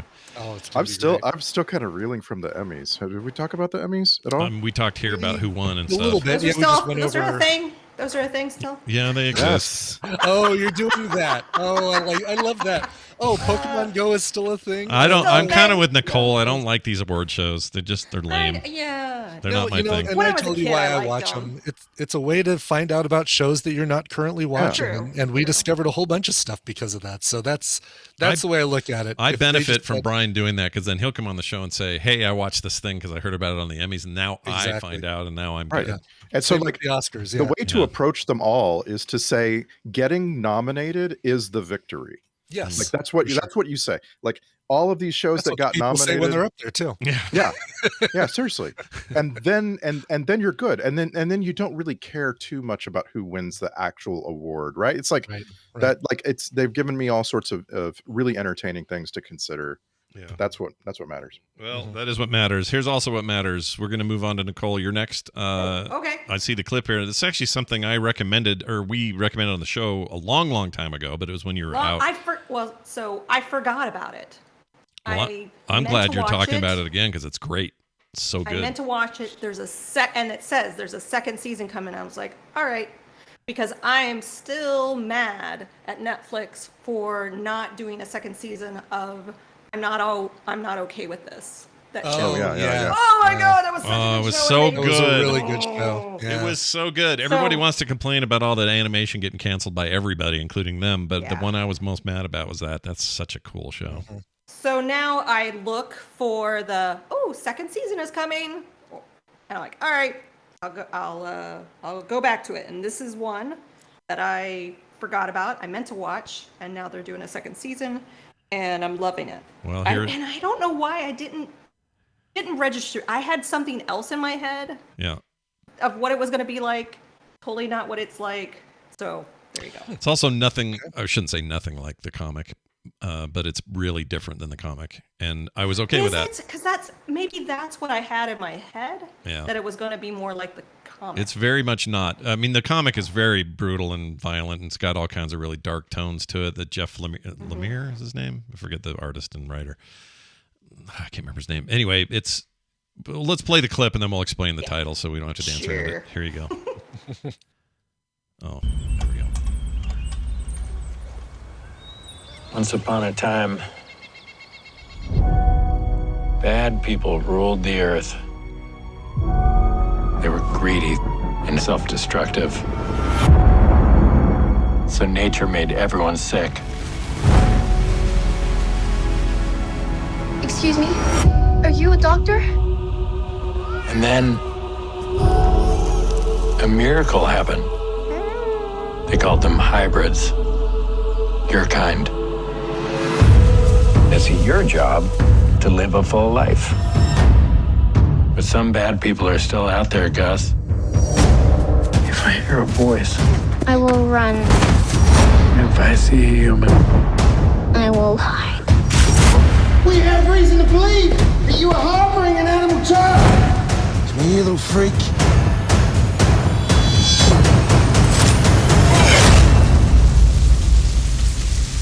Thank you. Oh, that show was so good. Season 2 out? No, season 2 is not out. But if you go into Netflix, it'll say it's coming. Yeah, it is I don't know coming. when. It's confirmed. So That's definitely getting I'm catching up Yeah. on season 1 right now. And Say the name. Oh yeah, Sweet Sweet Tooth. Tooth. There we go. Yep. Yeah, because I'm like, what? Wait, did they make more Last Man on Earth? What's happening now? I know, right? Is this the Great North? Will Forte does a lot of work. He sure I does. love Will Forte in Last Yeah. Man on Earth, and I didn't realize he was in Sweet Tooth. And that's another show, The Last Man on Earth, that I was really upset was canceled. Yeah. I dug into that show a little bit more, and they had a plan for it, and they did an interview that talked about what was actually going to happen. So, Oh, Randy, really? I don't know if you saw that, but it's not. I did not. It's I'm not as still satisfying. upset. It's been off the air for 3 years, and I'm still very upset. So you can kind of get closure by looking at the plan Yes. for the next season or the last. So they ended Last Man on Earth with a bunch of people finding them, and they get brought into that community, and hilarity ensues. Yes. Yes. And just a non-stop And a lot party. of death. A lot of death. A lot of death, but it's funny because the comic is so much worse. Like by worse, I mean so much more. Sweet death. Tooth, you mean? Oh yeah. Sweet This- Tooth, oh, yeah. sorry. Yeah, I'm back to Sweet Tooth. The comic. Which is funny Yeah. because I mean, Sweet Tooth has the same premise. There's a virus. It's killed so many people. Right.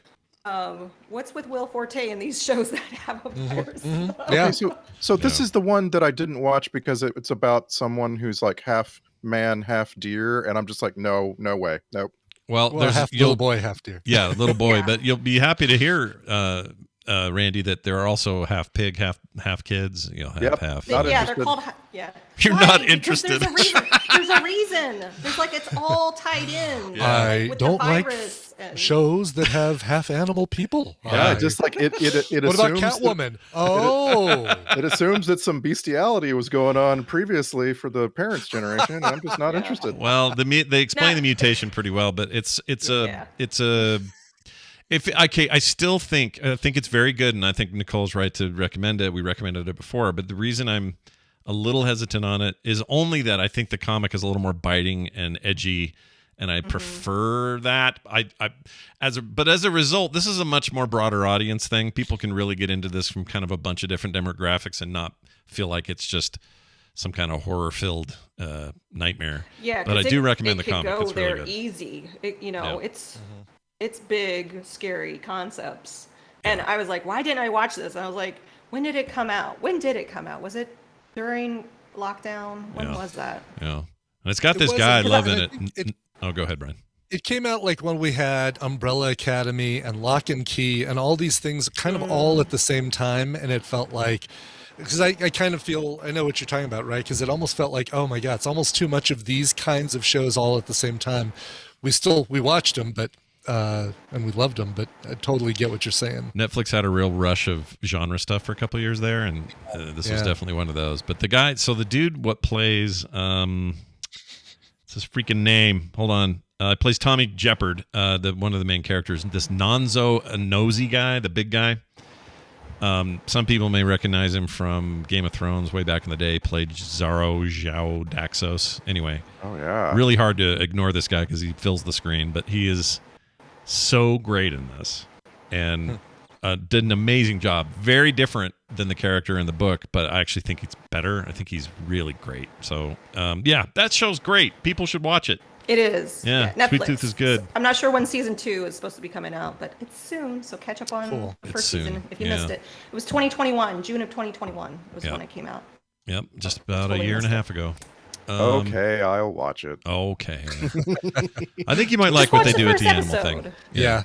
They're not like furries or anything. It's like a different kind of not saying I'm not saying you don't like furries, Randy. I'm just saying it isn't the man animal thing I think you're thinking of. I think they have a really unique idea. It's like a spontaneous thing, and it happens across the board. Like there is a point where just all the children, no matter what, kind of like what was the movie where all the babies stopped being born? Children of Men. Yeah. Kind of that same vibe, right? Yeah, very much. There's just something in the world that has caused every single baby to be born a hybrid. I could watch Children of Men again. That's a good reminder. That movie's awesome. I love that movie. It's when we were listening to the clip, I thought of C. It just sounded like C to me. Sure. You know what? You're going to get a similar vibe. I could see why. Yeah, I could see why. That thing's in the thick of its third season. Third and final. I can't wait to get caught up on that. I love that show. All right. Here is Randy's recommendation. Randy, I've got a clip here for you as well. Do you have any setup for this? A lot of people have already seen this. You're going to know exactly what it is, but I see a lot of people like in the Tadpool Facebook group come along and say, should I watch this? And it's another one of those like, yes, you should freaking watch it. Like, do you not have any time? Watch this show. It's great. Everybody's watching it and we're having a lot of fun because it's fun. This is a fun show. And you're going to know exactly what show it is as soon as you hear the two people talking. They're driving in a car. All right, here we go. Here's the fun. What's up with this? Cheetos and chopsticks? Yes, so you don't get Cheetos fingers. That's really smart. You're not the only genius in the family. No, there's also Chet. Okay, so back to what I was saying before. My theory. Oh, God. Steve Rogers did not have a girlfriend before he went into the service. Says who? The History Channel. So he becomes Captain America, and from that moment on, a symbol of America, he is rushed to the front lines, he becomes a war hero. Then he is frozen in ice. Right. So, based on everything you've told me, after he gets unfrozen, he goes from world-threatening disaster to world-threatening disaster. That's when he's not a fugitive from the law, right? So it seems like he was pretty busy. All you're doing is repeating everything that I've already told you about my friend and colleague. Okay. She never gets to the conclusion. The conclusion is he was a 70-year-old virgin. She's what? Oh, it's so awesome when the joke doesn't get a payoff. So this is your She-Hulk is what this is. She-Hulk attorney at law, I love which She-Hulk. Which has been a long time coming. Like if you look at the comics, right? Like wow, this was sort of like set in stone for 50 years or something, you know? Yeah. Like that we were going to get like watching TV all our lives, right? And there's always like these lawyer shows on TV, you know? And this one isn't exactly a lawyer show. Not yet anyway. Yeah. Yeah, it may evolve into one, but yeah. Yeah, it's really much more of a fan service comedy than anything.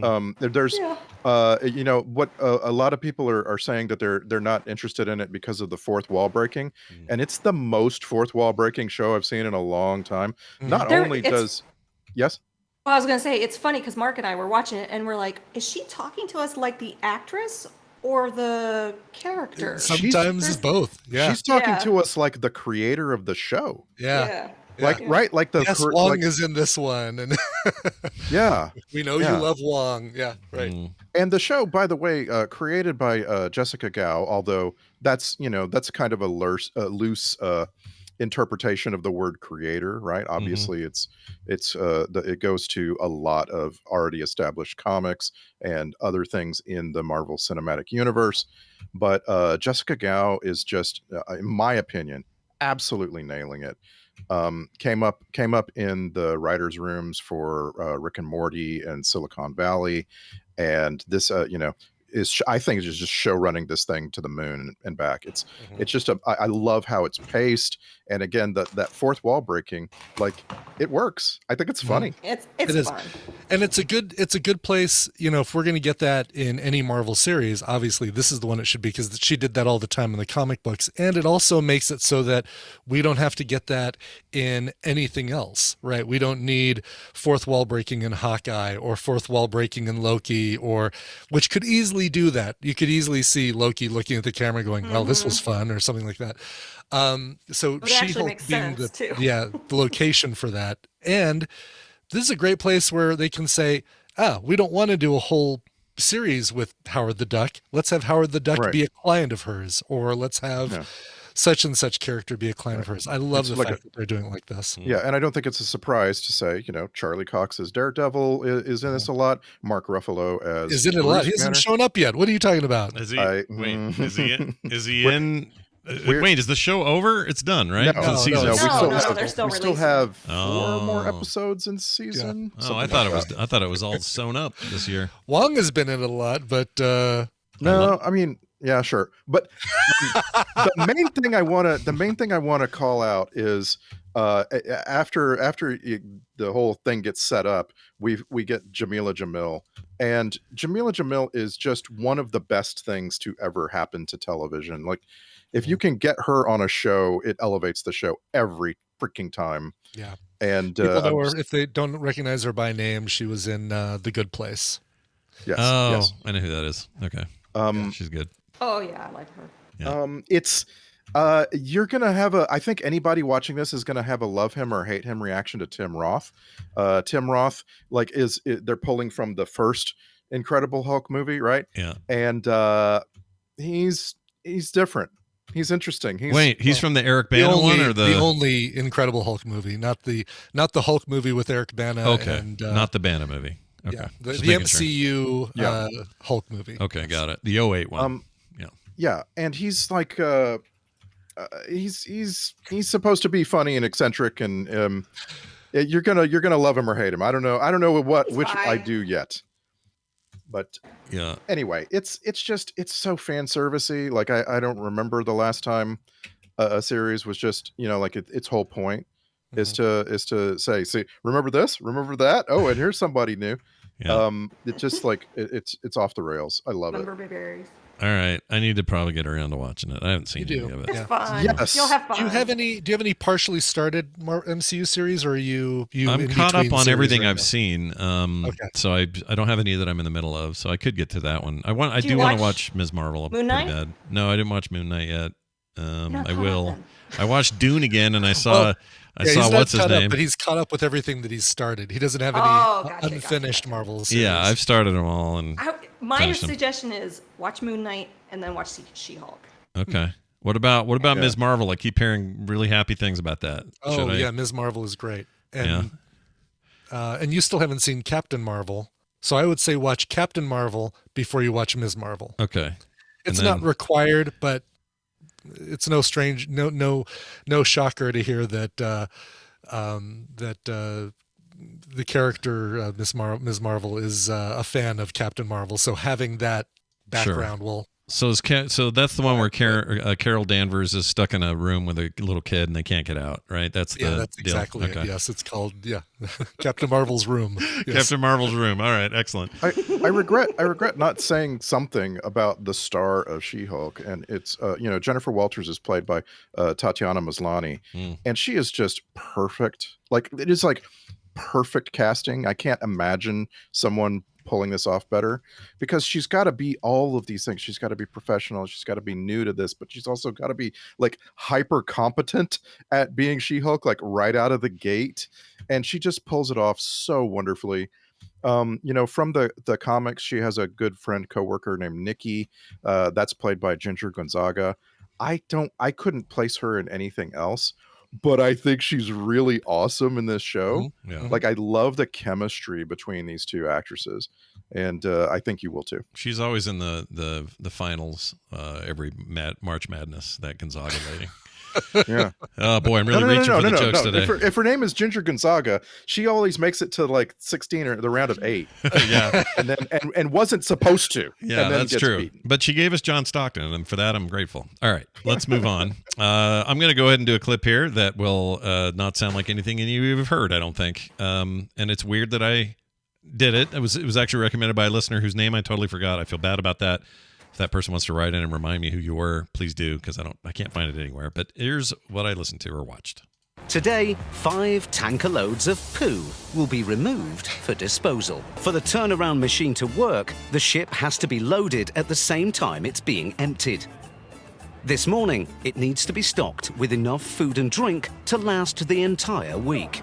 This is for those cones, you know? This is for decoration. Ben Mohammed is in charge of the operation. Every week, I'm talking, it's a chaos, but the chaos have a limit.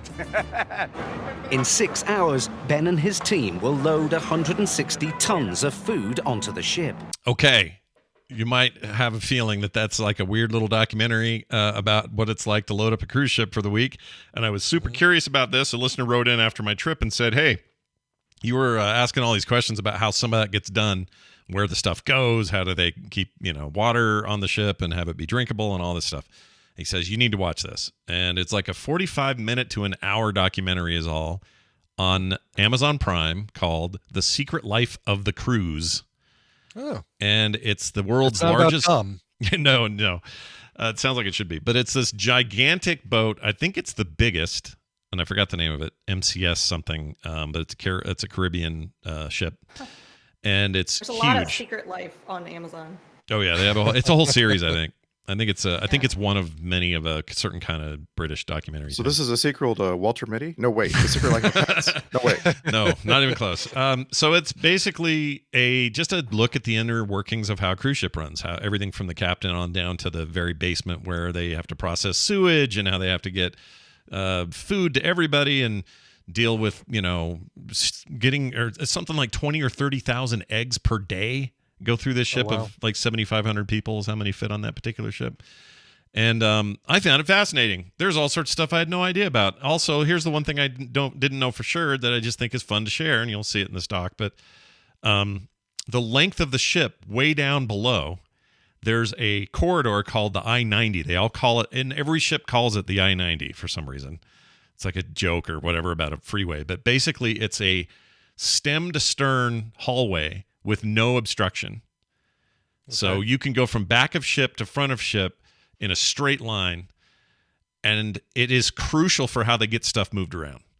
So like, all the food, all the people, all the stuff, everything that has to happen. The crew has to take care of something real quick, or people need to get to the engine room fast, or whatever it is. There's this I-90 strip or just happening constantly all the time. And when people are asleep, it's madness down there. Just like everything is being done when you have no idea it's being done. And the sort of mirage that the ship is just this beautiful, hey, we're out here in the sun, nothing ever goes wrong kind of experience. Underneath it all, it's just scurrying ants going left and right, like the unhidden, invisible world. Found it totally fascinating. It's short, it's easy to consume, and it's on Amazon Prime. I watched it. Really cool. Like, holy, seeing pictures of this ship. Crap, man, this thing is immense. It looks like, we always say these cruise ships are a hotel on a boat. Yeah, this one looks like you just basically went and dropped a hotel. Picked it up. On a exactly. boat. And they talk about the challenges of this versus a hotel. Like one of the things I never thought about was when it comes to like say food options when you're at a hotel for a convention or something. Some people eat in the hotel, but you can go anywhere. You can leave the hotel and go eat somewhere. And so the pressures on the kinds of food production and the speed at which you need to do it and the quality that needs to be maintained is a totally different animal than on a ship, because that's the only place the food is the ship. You can't get off, unless you're in port, but you can't get off the ship for 4 days at sea when you're only at sea and eat somewhere else. It's all on the ship. So you may choose from the 5 restaurants and the buffet and the millions of things on the ship, but it's all has to be made by the same machine. I didn't know things like the way this electricity is generated is literally through driving the damn thing. Like, really? Like it's its own hydroelectric generator, basically? Yeah, not all ships are identical, but this one is doing it that way. They recycle all sewage into solids and liquids. Sounds gross, and it is. Yeah. But they basically compact all the solids into these cubes, and then they store them until they get to port, and then they all go off in a truck in Miami. They don't dump them in the ocean. Okay. The liquids they refine down into be totally by the time they're done, totally drinkable water, but they don't use it for that. So like they have water that's taken from the sea and desalinized for you to drink. That's where your water for drinking, the hot tubs, the pools, your showers, that's all coming from the ocean.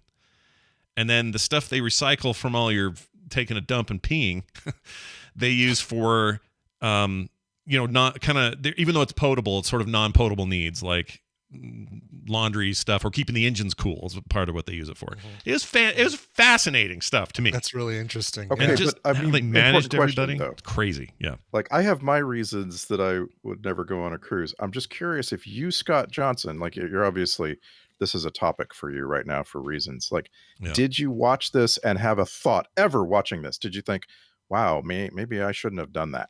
No, not at all. In fact, if anything, I'm not saying I want to go on a cruise every 5 weeks or anything, but if anything, it was like, oh, okay, they don't dump the sewage in the water. They don't throw all that food away. The food some of the food waste gets actually taken back and then converted into animal feed. Like they had all these like very cool ways of dealing with the environmental impact that these have had in the past.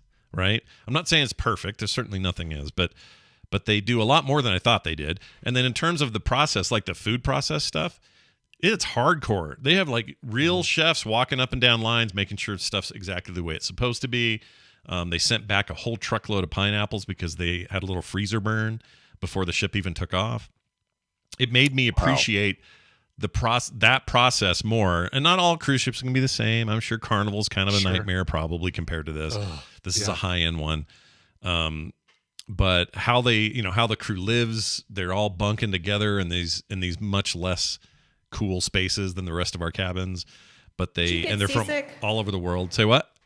Did you get seasick on No, your Kim cruise? did though. Kim got. I did too. I'm not a fan. Yeah, our fifth day at sea, we did a whole day at sea, and we had really rough seas that day, and I was fine. I had no issues with it. Kim did not work out for her that day at all. No, yeah. I don't get that at all. I was doing all taking the zinc and doing the thing. Yeah. Like, nope. She did all that, and good. it still didn't help. It still didn't work. Like she tried didn't help me either. the what do you call it, Dramamine? She tried all that, and nothing did it. So anyway, she just got that. She can't watch me play a first-person shooter without getting nauseous. So it's that's just Kim. That happened to me with the new Tiny Tina game. I was sitting in a chair and I was playing it throughout the day, and I was like, why am I feeling sick? I was like, crap, I made myself sick while playing this game too. That'll happen. That'll happen. I don't know. Some people, I was actually worried when I went because I was like, how sensitive to this am I? I don't actually know because I've never been on a boat very long. And when we had the really sloshy nights and days, I was like, I'm fine. It didn't bother me at all, but she really had a rough one. So. Well, good for you. Yeah, good for me. There's probably nothing Kim enjoyed more than you saying, weird, I feel fine. Sorry this happened to you. Do you want your lobster? Do you want your lobster dinner, honey? That's what Mark it's like, did no, with me. I'd rather throw up all over you. That? I'm like, no, I'm not going to eat that. They did have this. They had a bakery as big as my house in the ship, and they made fresh bread every day. Like, I was impressed by all of that stuff in this documentary. Again, we're looking at one ship. I can't speak for them all, but to answer your question, Randy, in a roundabout way, it assuaged a lot of those concerns more than it added to them. So anyway, so it was it's fascinating. Propaganda. This documentary you're talking about. It might have been. I mean, I don't know. Like anybody work on a ship want to write in and tell us if that thing's wrong or whatever, it'd be fine with me. The captain seems like they don't. This is the one thing I assumed, and I think I was right about. Most of the trip is automated. Right? Like it's almost 100% computers running those things. The captain just kind of wanders around and looks at dials and nods his head, and that's kind of it. He's not behind some wheel, and he doesn't really control it until they get into ports where it's a tight fit, And then he has to manually scooch that giant hotel into a little tiny spot, and it's crazy. Can't even imagine. Jeez. Yeah, they do, and they go through some of that. So anyway, I really liked it. You might like it too. The Secret Life of the Cruise. Maybe when I'm done watching Love Boat, Scott. Maybe then. Yeah, do that. And there's no, the ship's doctor did not run around trying to get every girl to make bang out with everything him. that moved. Yeah, Jeez that didn't Louise. happen. So, by the way, my theory of every episode having a couple that hate each other at the beginning, then fall in love at the end. Yeah. The episode I watched yesterday had Gary Berghoff and a German Shepherd. Oh, and he got stuck in the room. Yep. They got stuck in the room, and the German Shepherd is growling every time he leaves the bathroom. He's like stuck in his bathroom, in his cruise room. Like, oh, well, here we go. Yeah. Here's one that's going to finally break the trend. Nope. By the end of that, that's Gary Berghoff's new pet, and they're in love, and they're walking off the ship together. You're absolutely right. That ended exactly the way you feared that it wouldn't, and it's a stupid episode. It's so dumb. And they inject that meat full of tranquilizers, but he eats it instead of the dog. They give it, and Gary Berghoff eats it, and his finger falls off. It's so horrible. dumb. Yeah. But I did like that one better than all the other MASH appearances so far. I feel like the rest of everybody else really phoned it in. He at least I felt like he was like putting in a performance. He's the first MASH person I think I've seen. But they had Steve Allen, an episode with Steve Allen, followed immediately by an episode with Phil Silver, and I'm like, wait a minute, aren't these the same guy? It's the same big, thick black glasses. What's up with this? Yeah, it's really weird. One last thing I want to say about Nicole's Recommental, I completely forgot to say, the entirety of Sweet Tooth is narrated when they have narration bits. It's all James Brolin, and I just want to put out an appreciation Is that James moment. Brolin? Yes. I thought it was Mustache Guy. Mustache. Let her come up with it, folks. I don't know his name. It's just Mustache Guy. You're talking about Magnum PI Mustache Guy? No, like he has the gruffy voice. He's always in a Western. Oh, Sam. Yeah, Sam. Sam something, maybe, Nicole? Sam? I don't know. I can't remember. Yes. Think of the kid in E.T. What's the kid's name in E.T.? Do you remember the kid in E.T.? What's his name? Do you remember the kid? Elliot. Sam Elliott. Sam Elliott. Nicely done. Yeah. Yes, I thought need that to was get there. Sam Elliott. That's right. Sam Gertie? Yeah. I mean, they're from the same generation, but man, I just think James Brolin rocks. Freaking love that James guy. Brolin is way younger than Sam Elliott. No, James Brolin was born in let's see, how old is he? 1940? What does that make him? Yeah, you're thinking of Josh Brolin. Yeah. Oh, I am thinking of Josh is his kid. I was thinking of Goonies. I'm like, You're thinking of Thanos. That's not him. James Brolin is 82. Sam Elliott is. We want to go higher or lower? What do you want to say? Higher. Barely higher. Lower, 78. Oh, Sam wow. Elliott is younger than James Brolin. Wow. By 4 years. That's Yeah. crazy. Well, all I right, love so James who's, Brolin. Who's narrating Sweet Tooth again? Tom Selleck. Tom Selleck. Yep. the kid from E.T. Tom Selleck. That's the one. All right, we did Isaac Washington. We've somehow pulled it off. This has all been great. I love having you guys on. We'll do this again next week when we talk about more of our streaming recommendations. Brian Ibbett, is Tom Selleck older or younger than Sam Elliott? Younger. Gotta be younger. Answer quick. Older. Younger. Oh, he's younger. He is younger. Tom Selleck Okay. is younger than Sam Elliott. All right. 70 what? Tom Selleck, what, 74? 73? 77. Wow, just barely younger. He still looks great, dude. No, he doesn't. Yes, he does. He does. Yeah, He you're looks watching great. reruns of Friends. He doesn't look that good anymore. I've been accused of commenting on people's looks, so now I have to all the time. Yeah, now you have to all the time. Exactly. Thanks for being here, guys. We'll talk to you both soon. Check out their Twitter accounts, of course, Randy Jordan and Nicole Spag. That's right. And I've already got everything up on quicktms.li, links, little photos, and even little photos of each of us. Oh, Nicely done. Yeah. All right. We got a Chris Brown question to finish things off here. Okay. All right. I'm ready. Here you go. Send and receive email. This is from Snap. Probably not Marvel Snap. No. Is it Snap, the band that did I've Got the Power? Oh, is that Snap? That's Snap? I think that's the band. I think that band is called Snap. Another music lesson for me because I did not know that. Hello, Slappy and Blappy. Ugh. Well, he's snappy. Yeah, I guess so. If you want to avoid confusion about Chris Brown's name, why not just call him Chris? It's not like you guys use anyone else's last name. It's funny the lengths you go to purposely inject his last name. You'll be talking about a group of people, say Larry, Moe, and Curly, and Chris Brown. Nothing wrong with just calling him your buddy Chris. Love the show, though. Snap. What do you think of that? What do you think of the Chris Brown thing? I don't know. So I could answer this, Yeah. but I feel like it's much better to get it from the source, right? We wanna know why I call Chris Brown and not Chris. Let's ask Chris Brown, shall we? Yeah, let's do it. Get him on the line. Here it Hold comes. on. Speaker. Brian, it's Chris Brown. Why do people call me Chris Brown and not just Chris? Well, thanks for asking. I'll tell you. When I was little, growing up, I had 4 cousins named Chris. And when we got together, my aunt would call out Chris, and everybody would run. So my mom started calling me Chris Brown. And it just kind of fits. Like, did-it-did-um. When I got to high school, my friends thought that was kind of funny. And it stuck. And everyone called me Chris Brown. Even my teachers. And then I thought, okay, I'll go with that. And when I introduce myself, I say, hi, I'm Chris Brown. You can call me Chris Brown. Fast forward to 2008 or so, and some other Chris Brown gave me a bad rap. But, hey, I'll keep it. Thanks for asking. See ya. How much warning did you have on this? That's amazing that you got this. I had none. That was the first time I listened to it as well. Yeah.